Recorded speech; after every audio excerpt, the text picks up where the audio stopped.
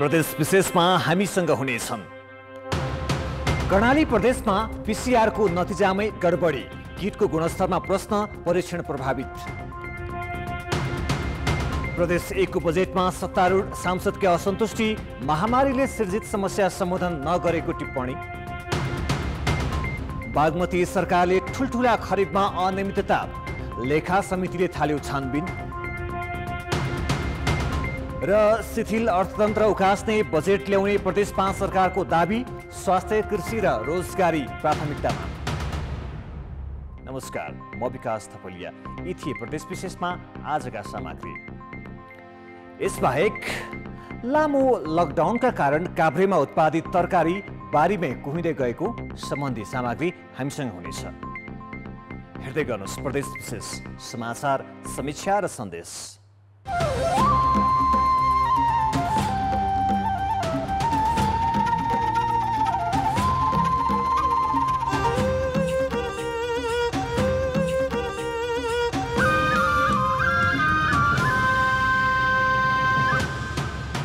प्रदेश विशेष presented by Asian paints.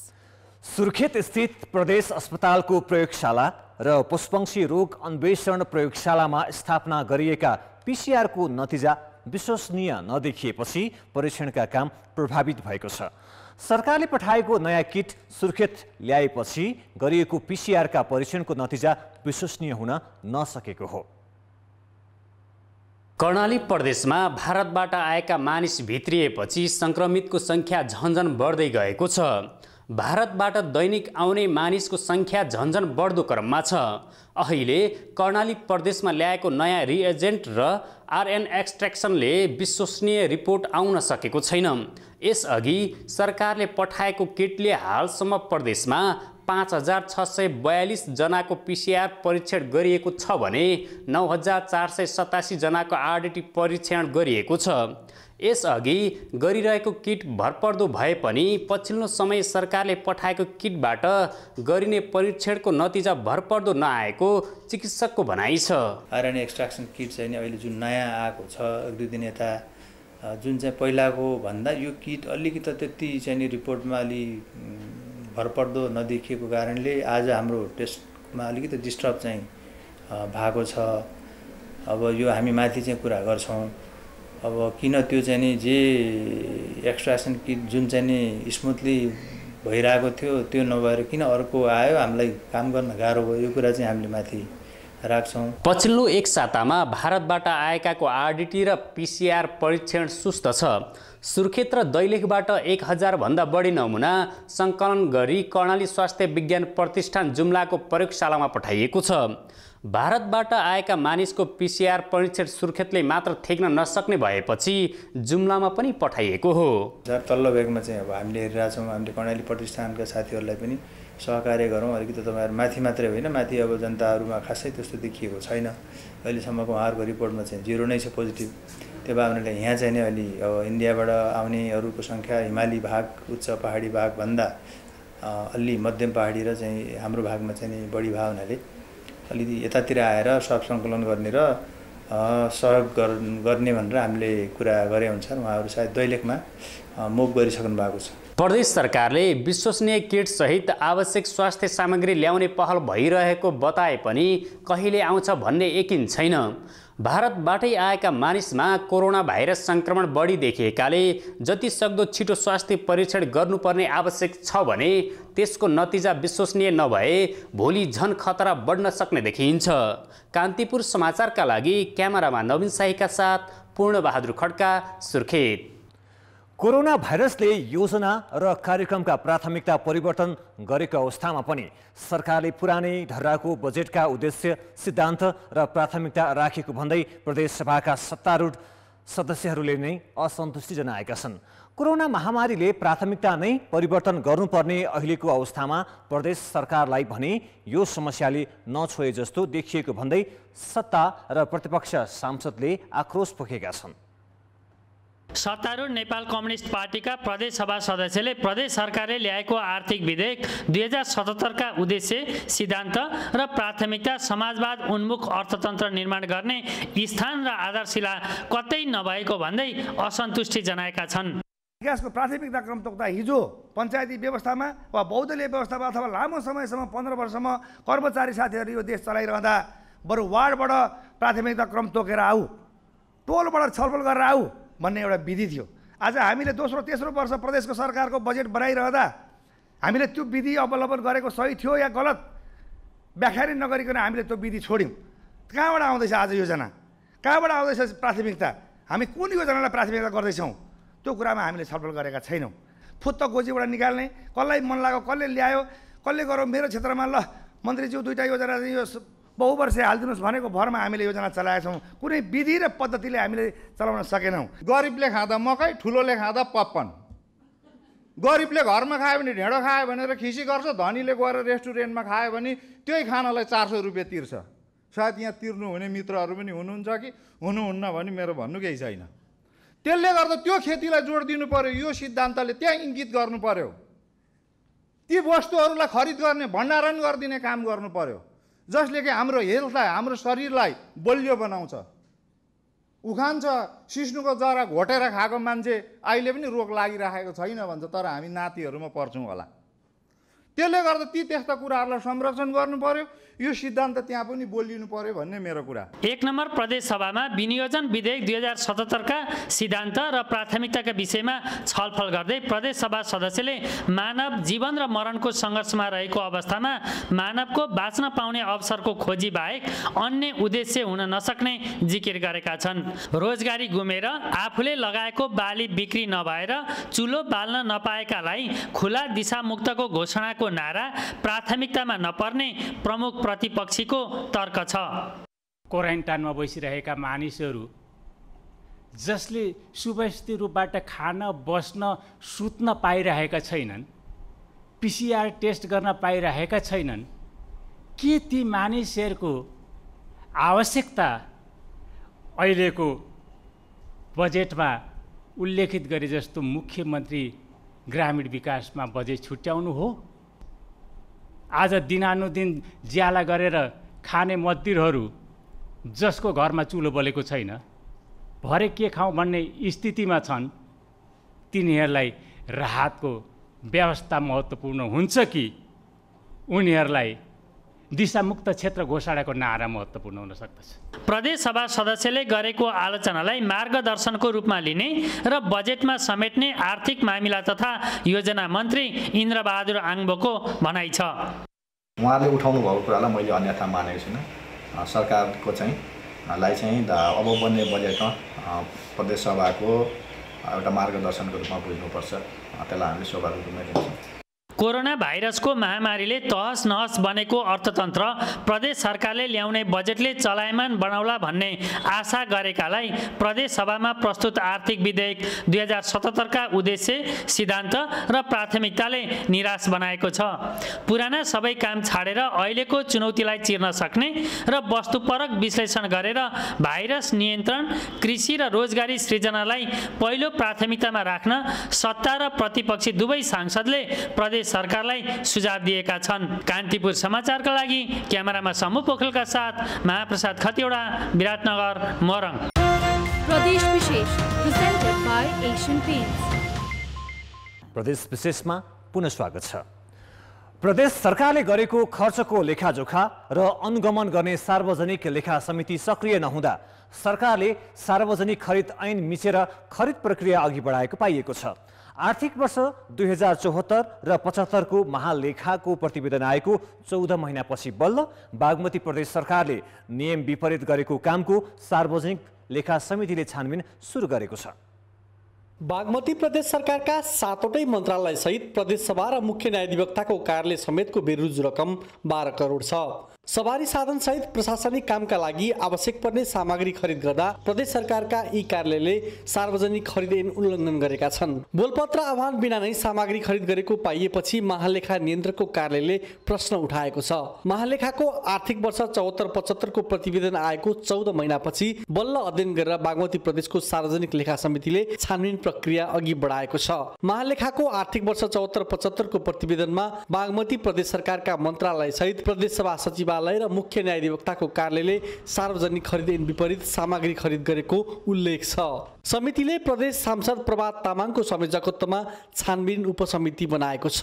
करिब 12 करोडको गाडी, फर्निचर, ल्यापटपहरू, आवश्यक फर्निचरहरू सबै सोझै सिधै किनेको र क्याटलगबाट किनेको देखिएको औल्याएकोले त्यसलाई चाहिँ अब कसरी औचित्य पुष्टि गर्नको लागि प्रक्रियागत रूपमा हामीले एउटा समिति गठन गरेको छौँ। त्यो समितिले चाहिँ छानबिन गरे अध्ययन गरेर छानबिन गरिसकेपछि त्यसको प्रतिवेदनको आधारमा हामी अगाडि बढ्ने भएर समितिको त्यही निर्णय छ। प्रदेश सरकारले भने विधि र प्रक्रिया अनुसार नै खरिद प्रक्रिया अगाडि बढाइएको दाबी गरेको छ। हामीले गाडीहरू किन्दाखेरि पनि टेन्डर गरेरै किनेका छौँ। अरू थुप्रै प्रदेश सरकारले जति पनि सामग्रीहरू खरिद गरेको छ तपाईँको चाहिँ अब त्यसमा चाहिँ कहीँ पनि यो हामीले गलत ढङ्गले अथवा नियम मिचेर हैन सार्वजनिक खरिद ऐनभन्दा बाहिर गएर हामीले के पनि गरेका छैनौँ। सरकारले आर्थिक वर्षको 6 महिनामा गरेको खर्चलाई बीचमै अनुगमन गर्ने गरी समितिको काम अघि बढ्नुपर्ने विज्ञको सुझाव छ। त्यो एउटा चौमासिकको अर्को चौमासिकमा चाहिँ त्यो अनुगमन गर्ने अनि सार्वजनिक लेखा समितिहरूले पनि त्यसमा हेर्ने गर्यो भने चाहिँ त्यही वर्ष नै सुधार हुनसक्छ। नत्र भने 1 वर्ष बितिसकेपछि हेर्ने जुन अहिले परम्परा छ त्यसले चाहिँ पछिल्लो वर्षलाई चाहिँ त्यो एउटा फिडब्याक चाहिँ हुन्छ। तर त्यो खर्च गर्ने प्रवृत्तिको त्यो जो स्टाफ कर्मचारी हुन्छ तिनीहरू चेन्ज भएर अर्को आइसक्छ। त्यसले गर्दा चाहिँ सुधार नभएर आयो जस्तो लाग्छ। 5 लाखभन्दा बढीको सामग्री खरिद गर्दा बोलपत्र आह्वान गर्नुपर्ने अनिवार्य नियमलाई प्रदेश सरकारले पालना नगरेको सार्वजनिक लेखा समितिको बुझाइ छ। कान्तिपुर समाचारका लागि बालकृष्ण अधिकारी, हेटौडा, मकवानपुर। कोरोना भाइरसको सन्तास र लकडाउनले मानिसको जीवन मात्र होइन अर्थतन्त्र नै तहस नहस भएको छ। यस्तो बेला अर्थतन्त्रमा ध्यान केन्द्रित गर्दै घर फर्केका मजदुरलाई प्रदेशभित्रै रोजगारी दिनुपर्ने अवस्था छ। सङ्घीय, प्रदेश र स्थानीय 3 तहकै सरकारलाई आगामी वर्ष काम गर्न त्यति सहज छैन। समस्याको दलदलबाट प्रदेशलाई उकास्न प्रदेश 5 सरकारको तयारी के छ त? असार 1 गते बजेट ल्याउनु पर्ने पूर्ववत नियमको पालना गर्दै 5 नम्बर प्रदेश सरकार अहिले बजेट निर्माणको तयारीमा जुटेको छ। कोरोना भाइरसको सन्तास र लकडाउनले सरकारवालाहरूसँग प्रत्यक्ष रूपमा छलफल गर्ने अवसर छैन। यद्यपि बजेटको पूर्व अनुमान सहित विषयगत मन्त्रालय र योजना आयोग कोरोना भाइरसले शिथिल बनाएको अर्थतन्त्र उकास्ने गरी बजेट निर्माणमा जुटेका छन्, जसमा कृषि, स्वास्थ्य र रोजगारीलाई प्राथमिकता राखिएको छ। स्वास्थ्य क्षेत्रमा अब लगानी बढाउनु पर्ने आवश्यकता छ, त्यसमा ध्यान दिने र कृषि क्षेत्रबाट चाहिँ अब चलिरहेका निर्माणहरूबाट पनि रोजगारीहरू सिर्जना गर्ने भन्ने चाहिँ हाम्रो अब योजना छ र त्यही अनुसार हाम्रो नीति कार्यक्रमहरू चाहिँ मन्त्रालयहरूले प्रस्ताव गरिराख्नु भएको छ। प्रदेश 5 वैदेशिक रोजगारी भारत र देशकै अन्य क्षेत्रमा मजदुरी गर्न जाने धेरै नागरिक भएको प्रदेश हो। आफ्ना खेतबारी बाँझे राखेर देशकै अन्य क्षेत्र र भारतमा मजदुरी गर्न गएका धेरै व्यक्ति अहिले फर्केका छन्। तेस्रो मुलुकमा गएका व्यक्ति फर्कने तयारीमा छन्। यिनलाई मध्यनजर गरी प्रदेश सरकारले अहिले व्यवसायिक कृषि अनुदान सहित हरेक योजनामा रोजगारी र सिपको प्रयोग हुने बजेट तयारी थालेको हो। प्रत्येक परियोजनाले अब एउटा कोलम चाहिँ थप्नुपर्छ, कति रोजगारी सिर्जना गर्न सक्छ भनेर एउटा कोलम थपेर रोजगारी सिर्जना गर्न सक्ने प्रोजेक्टहरूलाई फर्स्ट प्रायोरिटी राख्ने भन्यौँ। र अहिले मात्रै हामीले 2टा खालको स्टडी गर्दैछौँ। एउटा स्टडी भनेको यो कोरोनाको प्रभाव, आर्थिक प्रभाव कति पर्छ हाम्रो प्रदेशमा भनेर एउटा हामी अध्ययन काम सुरु गरिरहेका छौँ। भनेदेखि दोस्रो चाहिँ हामीले बाहिरबाट यसको अलिकति कुलडाउन हुने बित्तिकै बाहिरबाट आउने वैदेशिक रोजगारीमा गएको नेपालीहरू फर्किने क्रम चाहिँ अत्यधिक बढ्ने अनुमान गरिएको छ र हाम्रो प्रदेशमा कति जनशक्ति फर्केर आउला, त्यो कस्तो खालको स्किल बोकेर आउला र त्यो जनशक्ति यहीँ बस्ला कि फेरि फर्केर जाला, यहीँ बस्यो भने उसको इन्ट्रेस्टिङ फिल्ड के हो र उसलाई कुन क्षेत्रमा लगानी गर्न सकिन्छ। प्रदेशमा रोजगारी र आत्मनिर्भरता बढाउन वैदेशिक रोजगारीबाट आउने युवाको संख्या र उनीहरूको सिप सर्वेक्षणमा लागेको प्रदेश योजना आयोगले उनीहरूको चाहना अनुसारका परियोजनालाई बजेटमा समावेश गर्ने तयारी गरेको छ, जसमा आगामी वर्षका लागि करिब 37 अर्बको सिलिङ तोकिएको छ। चालु आर्थिक वर्षमा 36 अर्ब 41 करोड 68 लाख छुट्याएको प्रदेश 5 सरकारले अहिलेसम्म पुँजीगत बजेटको करिब 34% मात्रै खर्च गरेको छ। लकडाउन र कोरोना महामारी बढ्दै गएका बेला यस वर्ष धेरै बजेट खर्च हुने देखिँदैन। यस्तो बेलामा कोरोनाले अस्तव्यस्त अर्थतन्त्र सुधार गर्दै घर फर्केका मजदुरलाई प्रदेशभित्रै रोजगारी दिने गरी प्रदेश 5 सरकारले बनाएको आगामी वर्षको बजेट व्यवहारिक हुन जरुरी छ। कान्तिपुर समाचारका लागि क्यामेरामा स्वस्तिक श्रेष्ठका साथ अमृता अनमोल, बुटबल, रूपन्देही। प्रदेश विशेष presented by Asian Paints। प्रदेश विशेषमा पुनः स्वागत छ। जीविकाको मुख्य स्रोत तरकारी बारीमै कुहिन थालेपछि काभ्रेपलाञ्चोकको 5 खाल र मण्डन भेगका किसान निकै पिरोलिएका छन्। लामो लकडाउनका कारण काभ्रेपलाञ्चोकमा उत्पादित गोलभेडा, मिन्टे खुर्सानी, घिरौँला, फर्सी जस्ता तरकारीले बजार नपाउँदा किसानको मेहनत माटोमै खेर गएको छ। गत वर्ष यो सिजनमा प्रति क्रेट 1000 रुपैयाँ भन्दा बढी मूल्य पाएको 5 खालको गोलभेडा यो वर्ष 200 रुपैयाँमा पनि बिकेको छैन। त्यस्तै गत वर्ष 80 रुपैयाँ केजीसम्म बिक्री भएको भेडे खुर्सानी र माछा खुर्सानी यो वर्ष 10 रुपैयाँ केजी पनि बिक्री भएको छैन। घिरौँला, काँक्रो, करेला र फर्सी लगायतको तरकारी नबिकेर बारीमै कुहिन थालेको छ। जति लगानी गर्यो, जहाँबाट ऋण धन जसरी खोजेर लिएर आयो, नभए पसलेसँग चाहिँ तपाईँको उधार लिएर आयो, अब त्यो तिर्न सक्ने अवस्था छैन। किनभने यहाँबाट उत्पादन भएको तरकारी आउँदैन। नआइसकेपछि तपाईँको यो तरकारी यो पुर्नु पर्दाखेरि त्यो किसानले चाहिँ अब कि मुर्कीले चाहिँ छातीमै हान्नुपर्छ, होइन भने गएर अब त फेरि उधार पनि दिँदैन त्यो व्यापारीले। आज पनि गोडमेला नटिप्नु भन्छन्, भोलि पनि नटिप्नु भन्छन्। भेडे, माछे, गोडमेला सबै खेतमै छ। अब घिराउन टिप्दै नटिप्नु भने कति 2-3 लट भइसक्यो, टिप्ने बेला भएको टिप्नै देखाएन। मल, बिउ र औषधिको मूल्य त कता हो, थाङ्ग्राका रूपमा प्रयोग गरिने भाटाको समेत भाउ नउठ्दा कतिपय किसानले त पाकेको गोलभेडा टिप्नै छाडेका छन्।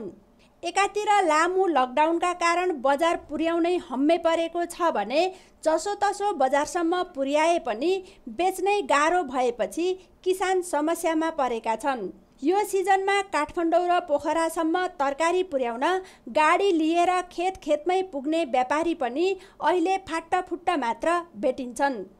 तरकारीको मूल्य एकाएक घटेपछि किसानले पनि अर्को महिना तयार हुने तरकारीको समेत स्याहार र मलजल गर्न छाडिसकेका छन्। अब यसमा त नोक्सान पर्यो। अब अर्कोचोटि अब उत्पादन गराउनलाई अब मल, बिउ होइन, अब राज्यले चाहिँ यसको क्षतिपूर्ति भनेर अर्को उत्पादन गर्नलाई चाहिँ लगानी गरिदिनु पर्यो। काभ्रेबाट यो सिजनमा मात्र 1 अर्ब रुपैयाँ भन्दा बढीको तरकारी बाहिरी जिल्लामा निर्यात हुन्थ्यो। लकडाउनका कारण बजार नपाउँदा 5 खाल र मण्डन भेगका किसानले मात्र यस बीचमा 80 करोड रुपैयाँ बराबरको क्षति बेहोर्नु परेको कृषि ज्ञान केन्द्रका अधिकारीको दाबी छ। हाम्रो तथ्याङ्क अनुसार 1 अरबको हाराहारीमा विभिन्न तरकारीका चिजहरू जानु पर्थ्यो। मूल्य नपाएको कारण लकडाउनको कारणले गर्दाखेरि अहिले उत्पादन भएको किसानको बारीमै पुगेको अवस्था र बिक्री नपाएको अवस्थाले गर्दाखेरि करिब 80 करोडदेखि 1 अरबसम्मको क्षति भएको अनुमान गर्न सकिन्छ। आलुपछि प्रमुख नगदे बालीका रूपमा गोलभेडा, काँक्रा, भेडे खुर्सानी, घिरौँला, लौका, तिते करेला जस्ता तरकारी लगाउँदै आएका काभ्रेका किसानले यो सिजनमा त ठुलो नोक्सानी बिहोर्नु पर्यो नै। अब उनीहरू अर्को सिजनको खेतीका लागि चाहिने मल, बिउ जोहो गर्न पनि नसक्ने अवस्थामा पुगेका छन्। कान्तिपुर समाचारका लागि रमा दाहाल, 5 खाल, काभ्रे। उता सिन्धुपाल्चोकको नौबिसे, जलबिरे र कुपिण्डे लगायतका करिब 800 हेक्टरमा लगाएको मकै खेतीमा हावाहुरीले क्षति पुर्याएको छ। घोगा लाग्न लागेको मकै बालीमा हावाहुरीले क्षति पुर्याएकाले राहत उपलब्ध गराउन किसानले माग गरेका छन्। केही दिन अघि आएको हावाहुरीले दोस्रो पटक गोडमेल सकेको मकै भाँचिएपछि सिन्धुपाल्चोकको बलेफी गाउँपालिका 2 नौबेसीकी बालकुमारी भण्डारी निराश बनेकी छिन्। घोका लाग्न सुरु भएको मकै बालीमा हावाले क्षति पुर्याएपछि 9 जनाको परिवारलाई के खुवाउने भन्ने उनलाई चिन्ता छ। किसानी त हामी धेरै मार्कामा पर्यौं। हाम्रो त मकै अब सखापै भयो। बाली हाम्रो अब यही हो, हाम्रो बाली भन्ने नै हाम्रो अब वस्तु भाउ पाल्ने हाम्रो बालबच्चा पाल्ने ओर्ने हाम्रो सबै यही हो। किसानी हाम्रो राम्रो उब्जनी हुन्थ्यो, कमाइ हाम्रो अब यस्तो भयो हावाहुरीले गर्दाखेरि। त्यस्तै जलबेरेकी अनिता श्रेष्ठ पनि मकै बाली नष्ट भएको पिरलमै छिन्। अघिल्लो वर्षभन्दा खेती किसानीमा थप मेहनत गरेकाले मकै बढी फल्ने उनको आशा थियो, तर हावाहुरीले बाली नष्ट गरेपछि बोट नै काटेर गाईबस्तुलाई दिन थालेको उनी बताउँछिन्। प्राय किसानहरूको सबैको मकै लडिरहेको छ अहिले हावाहुरीले। पानी धेरै आयो, धेरै हलक्क बढेर आयो, हावाले सबै लडाए। सबै प्राय मकै भाँचिएको छ, अनि भाँचेको मकै अब सबै काटेर गाईबस्तुलाई दिने। मकै सबै भाँचिएर खेतमै ढलेको छ। पीडित किसानलाई राहत उपलब्ध गराउन गाउँपालिकासँग पहल गर्ने वडा कार्यालयले जनाएको छ। हाम्रो धेरै क्षति भयो भनेर कृषकहरूको रिपोर्ट वडामा आइसकेको छ र हामीले पनि वडा स्तरबाट र सक्ने वडा स्तरबाट नसक्ने अब पालिका कृषि शाखा मार्फत हामी यो धेरै क्षति भएका कृषकहरूलाई छनौट गरेर के गर्न सकिन्छ अब पालिकासँग पनि समन्वय गरेर गर्न सक्ने सहयोग गर्छौँ र यो कृषकहरूलाई हामी निराश हुने अवस्था हुन दिने छैनौँ। वर्षभरिलाई खान पुग्ने मकै हावाहुरीले नष्ट भएपछि किनेर खानुपर्ने अवस्था आएको उनीहरूको गुनासो छ। सिन्धुपाल्चोकको अरू भेगको तुलनामा बलेफी क्षेत्रमा बढी मकै फल्छ। वर्षसँगै आएको हावाहुरी र असिनाका कारण क्षति भएको स्थानमा तत्काल स्थानीय तहबाट अनुगमन गरी राहत उपलब्ध गराउनु पर्ने पीडित किसानहरू बताउँछन्। कान्तिपुर समाचारका लागि कमला पाखरिन, जलबिरे, नौबिसे, सिन्धुपाल्चोक। प्रदेश विशेष आजको लागि यति नै। प्रदेश समाचारहरूको साथमा भोलि फेरि आउने नै छौँ। कान्तिपुर टेलिभिजन हेर्दै गर्नुहोला। नमस्ते।